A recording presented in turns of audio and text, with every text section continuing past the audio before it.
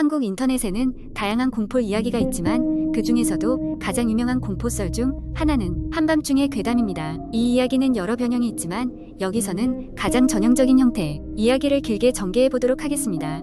한적한 시골 마을, 집들도 드문드문 있고 밤이 되면 가로등조차 희미하게 빛나는 그런 외딴 곳에 한 고등학생이 살고 있었다.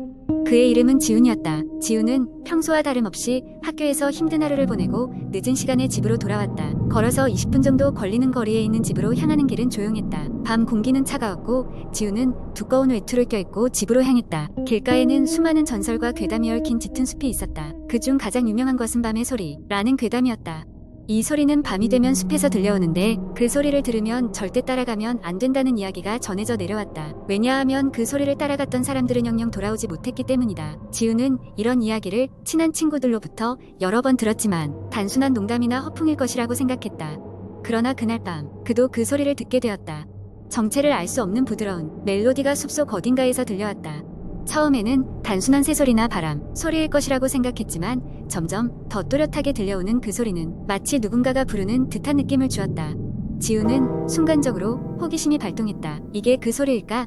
그는 잠시 망설였지만 굳은 결심을 하고 소리가 나는 방향으로 걸음을 옮겼다. 숲속으로 들어가자 소리는 점점 더 커졌고 그와 동시에 주위의 공기는 점점 더 싸늘해졌다. 주위를 둘러보니 달빛에 비친 나무 그림자가 마치 살아 움직이는 듯한 착각을 불러일으켰다. 지훈은 숲속 깊숙이 들어갔고 마침내 소리가 멈춘 지점에 도착했다. 그곳에는 낡고 버려진 옛날 집 한 채가 있었다. 오래된 패가는 시간이 지남에 따라 퇴색되어 온갖 덩굴 식물들이 벽을 덮고 있었다. 바람이 불 때마다 낡은 창문은 삐걱거렸다. 그는 문을 밀어보았고 쉽게 열렸다. 안으로 들어가자 쓸쓸한 분위기에 집안은 먼지와 거미줄로 가득했다. 그때 어디선가 또 다른 소리가 들려왔다. 이번에는 명확하게 사람 목소리였다. 도와줘. 지훈은 전기에 감전된 듯 몸이 얼어붙었다. 하지만 그는 이내 그 소리를 따라 발걸음을 옮기기 시작했다. 그의 앞에는 미로처럼 복잡한 복도가 펼쳐져 있었고 그는 점점 더 깊숙이 들어갔다. 복도 끝에는 작은 문이 하나 있었고 그 소리는 그 문 너머에서 들려오는 것 같았다. 지훈은 문을 열어보려 했지만 문은 굳게 닫혀 있었다. 그는 힘껏 문을 당겼고 결국 문이 열렸다. 그 안에는 무언가를 끄적거리며 앉아있는 한 여자의 실루엣이 보였다. 여자는 지훈의 기척을 느끼고 고개를 돌렸다. 그리고 그녀의 얼굴이 드러났을 때 지훈은 비명을 지르고 말았다.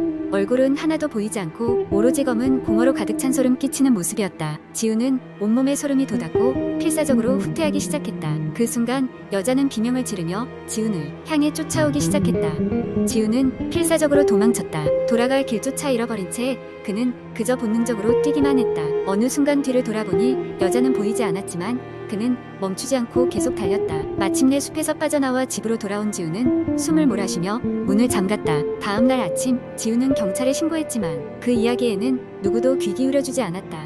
그저 또 한 번의 헛소문일 뿐이라고 무시당했다. 그러나 그날 이후로 지훈은 그 숲을 다시는 들어가지 않았다. 그리고 그런 선택을 한 것이 다행이라고 생각했다. 왜냐하면 가끔 한밤중에 그 숲을 바라볼 때마다 그는 가끔씩 들려오는 그 부드러운 멜로디 소리를 들었기 때문이다. 두 번째 이야기. 어느 가을날 나에게는 정말 기억에 남는 일이 벌어졌다. 그날은 평소와 다름없이 회사에서 늦게까지 야근을 하고 집에 돌아가는 길이었다. 안개가 자욱한 거리를 걸으며 나는 하루 종일 쌓인 스트레스로 지쳐 있었다. 공기가 차갑고 음산한 느낌이 들어 빨리 집에 가고 싶다는 생각뿐이었다. 우리 동네는 조용하고 비교적 안전하다고 알려져 있었지만 그날 저녁은 이상하게도 불안한 기운이 감돌았다. 골목에 들어서자 누군가 나를 쳐다보고 있는 것 같은 느낌이 계속 들었다. 뒤를 돌아봐도 아무것도 보이지 않았고 단지 바람에 흔들리는 나무들만이 그림자를 드리우고 있었다. 드디어 아파트 입구에 도착했고 엘리베이터를 타고 7층에 있는 내 집으로 가기 위해 버튼을 눌렀다. 엘리베이터 문이 닫히자마자 누군가 문이 닫히는 틈새로 나와 같은 층을 누르는 모습이 스쳐 지나갔다. 짧은 순간이었지만 그 사람의 얼굴은 어딘가 모르게 음산했다. 하지만 나는 피곤한 나머지 대수롭지 않게 여기고 그냥 내렸다. 집에 도착해서 문을 열었을 때 현관에 놓여있던 신발 한 켤레가 평소와 다른 위치에 있었다. 대수롭지 않게 여기고 들어갔지만 어쩐지 찝찝한 느낌을 떨칠 수 없었다. 집안은 평소와 다름없었고 이상한 점은 없었다. 시간이 늦었기에 일찍 잠자리에 들기로 했다. 잠을 청하던 중 갑자기 작은 딸의 방문이 삐걱이며 열리는 소리가 들렸다. 아, 저 아이가 잠들지 못하고 나왔구나라는 생각에 잠결이지만 일어나서 방을 나가려고 했다. 그런데 딸아이의 방문 앞에 그림자가 서 있는 것이 아닌가. 나는 순간 무언가 잘못됐다는 느낌을 강하게 받았다. 전등을 켜고 확인하니 아무것도 없었고 딸아이도 잠에 빠져 있었다. 순간 내가 뭔가 착각을 했으리라 생각하며 다시 침대에 눕게 되었다. 그런데 이번엔 등골이 서늘해지는 감각과 함께 누군가가 내 방 창문을 두드리는 소리가 들렸다. 심장이 미친 듯이 뛰기 시작했고 나는 곧장 창문 쪽으로 다가가 커튼을 확 열어보았다. 그러나 창밖에는 자욱한 안개만이 무심히 떠다닐 뿐이었다. 다시 한번 스스로를 안심시키며 돌아섰는데 이번에는 부엌에서 그릇이 떨어지는 소리가 들렸다. 두려움이 몰려왔지만 나는 용기를 내어 부엌으로 향했다. 전등을 켜자 싱크대에 놓여있던 접시가 깨져 있었다. 설마 하는 생각이 들면서도 머릿속에서는 어떻게 이 상황을 합리화할지 계산하기 시작했다. 그때 집안 한가운데서 발걸음 소리가 들리기 시작했다.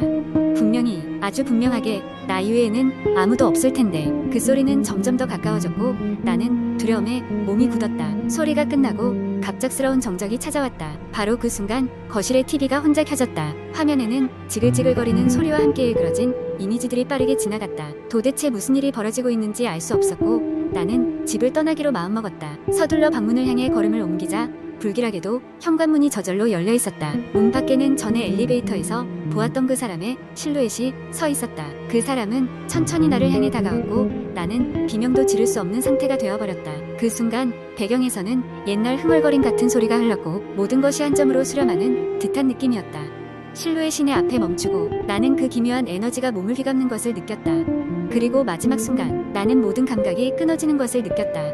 다음 날 아침 경찰이 현장에 도착했을 때 나는 거실 바닥 한가운데서 아무 일 없었다는 듯이 잠들어 있었다. 모든 것은 완벽하게 정리되어 있었고 마치 무슨 일도 없던 듯 조용했다. 그러나 나는 그날 밤의 경험을 잊을 수 없었고 이후로도 언제나 그 무언가가 나를 바라보고 있다는 느낌을 떨칠 수 없었다. 이 이야기를 전해 들은 사람들은 누구나 등골이 오싹해진다는 후일담이 전해지면서 이 집은 그날 밤 무언가가 찾아온 곳으로 남아있게 되었다. 세 번째 이야기. 이 이야기는 한적한 시골 마을에서 시작된다. 이 마을은 산과 강으로 둘러싸여 있어 자연이 아름다웠지만 동시에 해가 지면 전혀 다른 얼굴을 드러내는 곳이었다. 사람들은 이 마을에 오래된 전설이 깃들어 있다고 이야기하곤 했다. 특히 마을 근처에 위치한 낡고 버려진 학교에 대한 이야기였다. 어느 날 도시에서 유학을 마치고 온 젊은 남자가 이 마을에 돌아왔다. 그는 어릴 적부터 이 마을에서 자랐고 그 학교에 대한 이야기를 들으며 자랐다.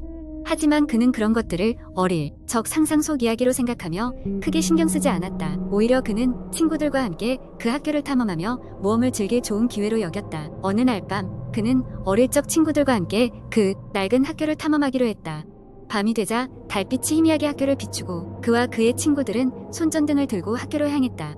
학교는 오랫동안 버려져 있었기에 주변에는 잡초가 무성하게 자라 있었고 건물은 날씨에 의해 많이 훼손되어 있었다. 학교에 들어서자 그들은 문이 삐걱거리는 소리, 바람소리, 그리고 어디선가 들려오는 이상한 소리에 소름이 돋았다. 그중 한 친구가 농담을 던지며 긴장된 분위기를 깨려 했지만 모두의 마음속에는 이상한 불안감이 살며시 자리 잡고 있었다. 그 불안감은 마치 누군가가 그들을 지켜보고 있다는 느낌이었다. 그들이 학교의 중앙 복도를 걷고 있을 때 멀리서 발소리가 들렸다. 그 소리는 점점 가까워지더니 복도 끝에서 멈췄다.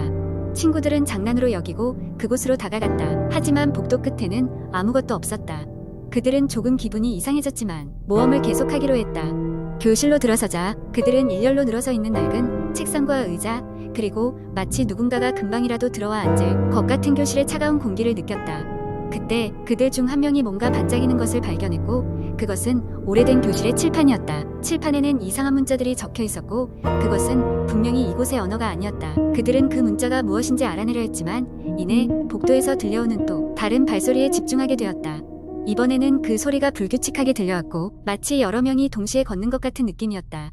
그들은 그 발소리가 점점 가까워지는 것을 느끼고 서서히 긴장이 고조되었다. 갑자기 한 친구가 비명을 지르며 복도를 가리켰다. 그곳에는 희미한 실루엣이 있었는데 그것은 사람이 아닌 것 같았다. 그들은 공포에 질려 도망치기 시작했다. 그 실루엣은 그들을 따라오는 듯 보였고 그들은 더 빠르게 뛰었다. 밖으로 뛰쳐나온 그들은 헐떡이며 숨을 고르며 뒤를 돌아봤다. 아무것도 보이지 않았다. 그들의 가슴은 쿵쾅거렸고 심장은 터질 듯 맥박쳤다. 그 후로 그들은 다시는 그 학교 근처에 가려 하지 않았다. 사람들은 그곳에 무엇이 있는지 여전히 알 수 없었다.